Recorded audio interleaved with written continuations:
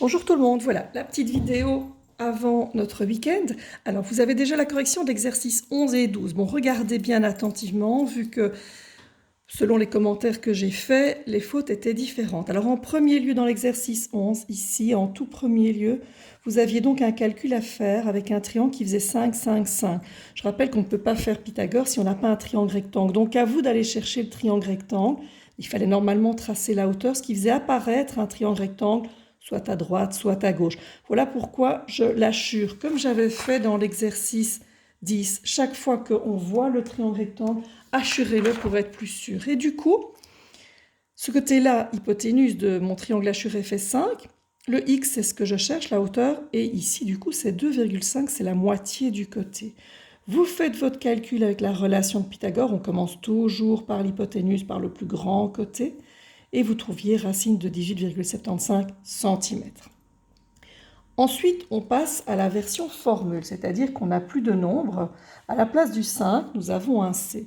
Donc si je reprends le triangle rectangle assuré, on avait 5 et là on avait la moitié de 5. Donc si j'ai c, ici j'ai la moitié de c, donc c sur 2. Et c'est toujours x que je cherche.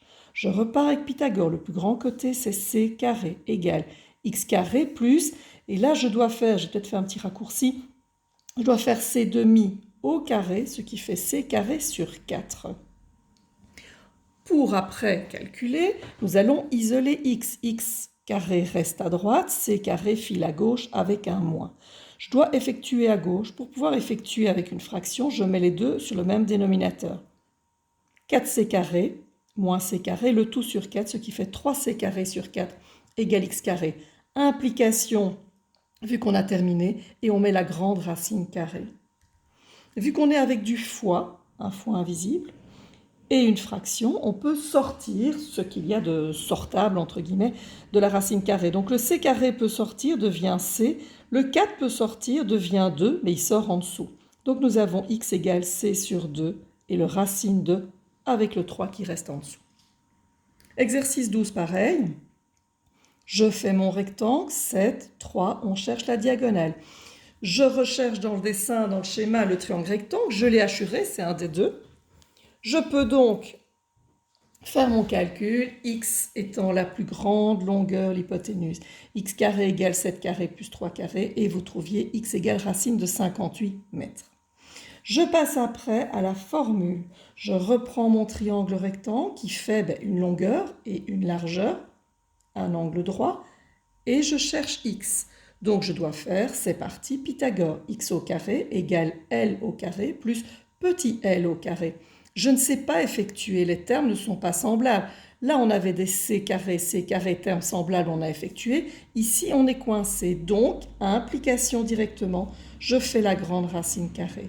Mais, alors là, la plupart, enfin beaucoup d'entre vous, vous m'avez écrit x est égal à soit L plus L, ou d'autres, racine de L carré plus racine de L carré juste avant. Vous ne pouvez pas, c'est interdit puisqu'il y a un plus. Je rappelle qu'on ne peut faire ça que quand on a fois. Voilà, je laisse une seconde pour faire un arrêt sur image si vous voulez faire la correction. Voilà pour la page 180, non je ne sais plus, 179, bref. Le devoir, page 181.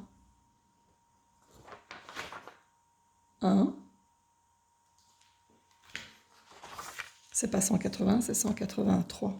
C'est ça que je m'embrouille. Voilà, page 183. Donc le devoir d'aujourd'hui. Donc je répète bien ici le problème et le problème. C'est toujours bien sûr un long problème pour pas grand-chose. À vous de prendre votre fluo et de repérer ce qui est important. Il souhaite vérifier que le panneau est bien perpendiculaire. Donc en fait, on veut savoir s'il y a un angle droit. Et après, il n'y a rien d'autre d'important, c'est la petite histoire. Donc 26, 90, 85, c'est parti. Est-ce que 90 au carré est égal à 26 au carré plus 85 au carré? Donc le petit dessin, attention de ne pas mettre l'angle droit, vu que l'angle droit n'est pas encore défini. 26 au carré, on a 676. Mettez bien le calcul comme moi, je vois beaucoup de calculs qui sont fort différents. Et 7225, et bien entendu 8100 n'est pas égal, c'est différent. Donc, est-ce que c'est bien perpendiculaire? Et vous faites une phrase pour dire que c'est non perpendiculaire à la structure de départ. Exercice 4.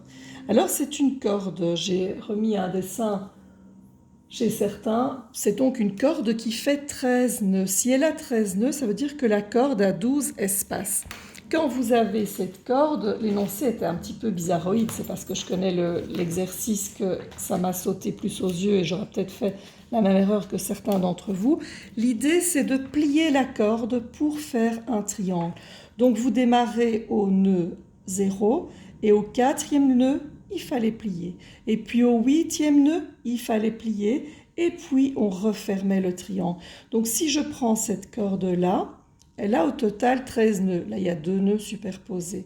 Et on voit qu'en fait, ça fait 3 espaces là, 4 espaces là et 5 espaces là. Et on se demande si cela forme un angle droit. C'est parti. 5 au carré égale peut-être 3 au carré plus 4 au carré. Mais oui, 25 est égal à 9 plus 16. C'est donc bien un angle droit. Exercice d'en dessous. Alors, j'ai chaque fois refait un petit schéma. N'oubliez pas que dans l'exercice 6, il faut repérer et mettre en fluo ou entourer, sur l'exercice j'ai entouré, le nombre qui est le plus grand. Ce n'est pas toujours évident de voir directement quel est le plus grand parce qu'il y a des racines et des non-racines. Il n'y a que dans le 7, que dans le 2, où je vois 7, 7, 7. Donc là, on voit bien que ce n'est pas un triangle rectangle, il n'y a pas une hypoténuse, donc déjà on pourrait s'arrêter d'emblée. Mais quand je vois par exemple l'exercice 4, racine de 16, racine de 11, il est bien plus facile de remplacer 4 par la racine. Et vous savez que 4, c'est la racine carrée de 16. Du coup, ça permet de repérer que c'est racine de 16, l'hypoténuse. Même chose ici, racine de 3, racine de 15.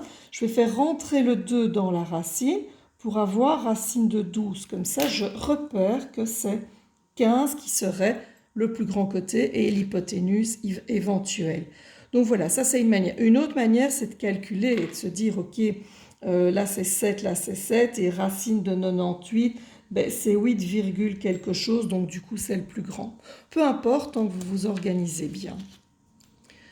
Voilà, je reviens donc au problème. Je ne mets pas mes mains, comme ça vous pouvez faire un arrêt sur image par rapport à la correction de l'exercice. Voilà. Voilà, j'explique donc, en gros, donc l'exercice 6, à chaque fois, j'ai entouré. Là, j'ai entouré racine de 15. Vous voyez, j'ai écrit racine de 12 et racine de 15. Du coup, je commence par racine de 15. Ça marche, triangle rectangle. Ici, impossible dès le départ, mais si vous voulez, vous pouvez calculer. 7 au carré est égal à 7 au carré plus 7 au carré. Non. Donc, ça n'est pas un triangle rectangle, mais n'oublions quand même pas que c'est un triangle équilatéral. Et un triangle équilatéral, c'est 3 fois 60 degrés, ça se voyait direct aussi, donc ça ne pouvait pas faire 90 degrés. C'est une autre explication correcte. Même chose ici, j'avais 3, je remplace par racine de 9, c'est le plus grand, je vérifie, c'est bon. Le 4, comme j'ai montré, ça fait racine de 16, c'est le plus grand, je calcule, ça n'est pas bon. Et donc scalène est quelconque, tout à fait quelconque comme triangle, quelconque. Ici, racine de 28, racine de 1 et 2 racines de 7, c'est aussi racine de 28. Alors de nouveau, quel est le plus grand? Racine de 28 et racine de 28, donc déjà, ça n'est pas un triangle rectangle. Mais bon, on peut quand même vérifier. Imaginons que le plus grand, c'est racine de 28, forcément, ça n'est pas égal. Donc c'est un triangle qui est simplement isocèle. Et on termine avec celui-ci.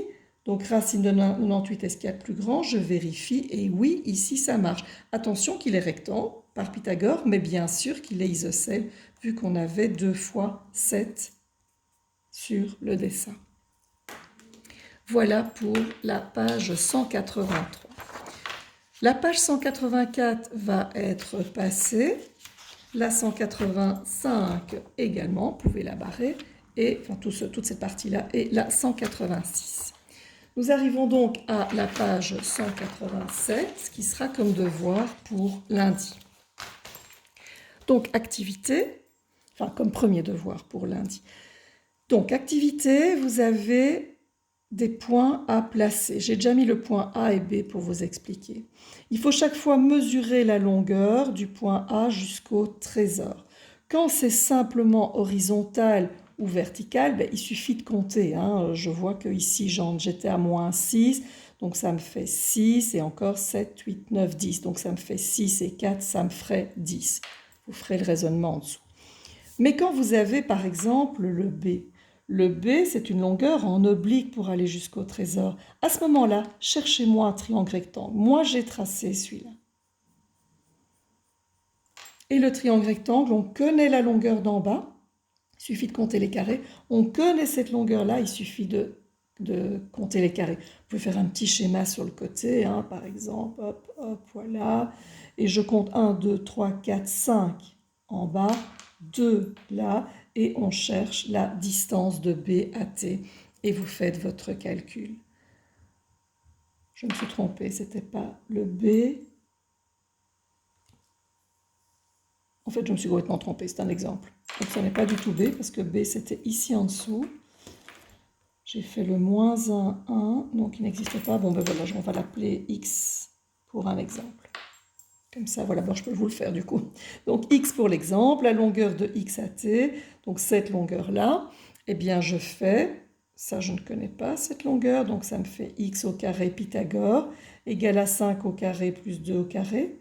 Si et seulement si je calcule 25 plus 4, 29, j'ai trouvé implication, ce qui fait racine de 29. Et donc voilà, c'est ce qu'on vous demande de faire dans l'exercice ici. Premier devoir, cette page-ci, bien sûr corriger tout ce qu'il y a avant. Deuxième devoir, vous aurez sur votre Geniali, je vais les mettre pas sur l'îlot sur les îlots de la classe, vous allez avoir 4 ou 5 énoncés différents. Dans les énoncés, vous aurez un exercice de Pythagore, un problème de Pythagore, un exercice de réciproque et un problème de réciproque. Donc 4 exercices à faire chacun. J'expliquerai en détail et ces 4 exercices doivent aller sur votre Geniali personnel. Deuxième devoir. Troisième devoir, je vais vous laisser un petit peu surfer, je vais vous donner des liens. J'aimerais bien que vous alliez un petit peu surfer sur les Geniali, mais qui sont des escape games. Et donc que vous alliez un petit peu voir, mais ça on fera par îlot justement quand vous allez un petit peu mieux maîtriser Geniali et donc faire des escape games. Je vous donne ça et on fera un escape game sur Pythagore. Voilà, j'espère que tout va bien, que vous vous portez bien. J'espère surtout aussi que les vidéos et que tout ce que je mets en place permet de vous aider. Je sais que les maths, c'est pas toujours évident, mais n'hésitez pas, vous le faites pour la plupart, n'hésitez pas à poser des questions, à relire ma vidéo et surtout me dire si ça va pas pour que je sois consciente. Je n'ai pas vos yeux et votre tête en face de moi pour pouvoir comprendre si vous y arrivez ou pas. Je sais que Pythagore est faisable. Bon, courage, on y va, on maintient le rythme et bon week-end à tous!